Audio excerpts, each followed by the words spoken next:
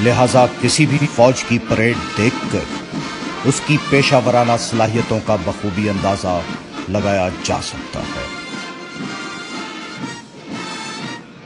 اسی سلسلے میں ایک بار پھر برطانیہ میں موجود دنیا کی سب سے اعلیٰ ترین فوجی اکیڈمی سینڈسٹ میں دنیا بھر سے آئے فوجی دستوں کی پریڈ کا مقابلہ منعقد ہوا، جس میں فوجی پریڈ کے ایک ایک پہلو کو جانچا گیا۔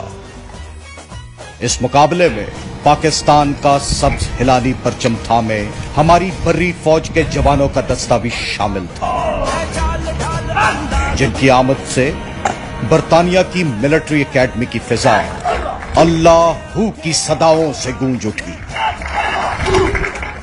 اور جن کے قدموں کی تھاپ سے دنیا بھر سے آئے ہوئے فوجی دستے متاثر ہوتے رہے۔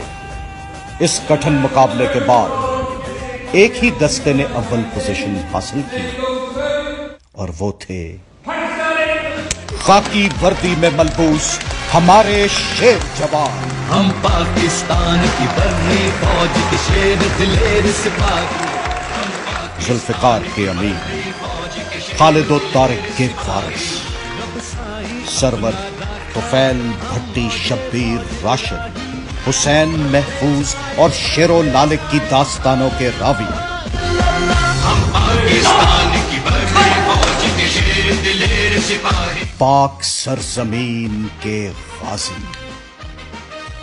یہ وہ فوج ہے جس نے وہ جنگ جیتی ہے جو دنیا کی کوئی طاقت نہیں جیت سکی۔ یہ 20 کروڑ پاکستانیوں کی امیدوں کا مرکز ہے۔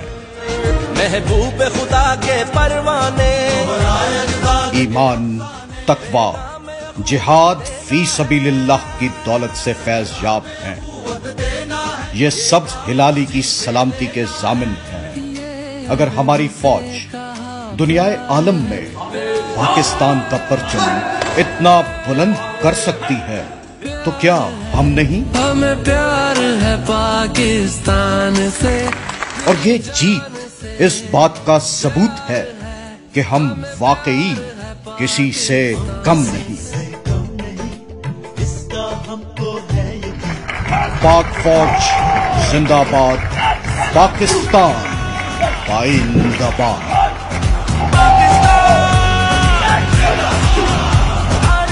And the winners of the International Pacelifting Competition 2018 goes to the Pakistan Military Academy.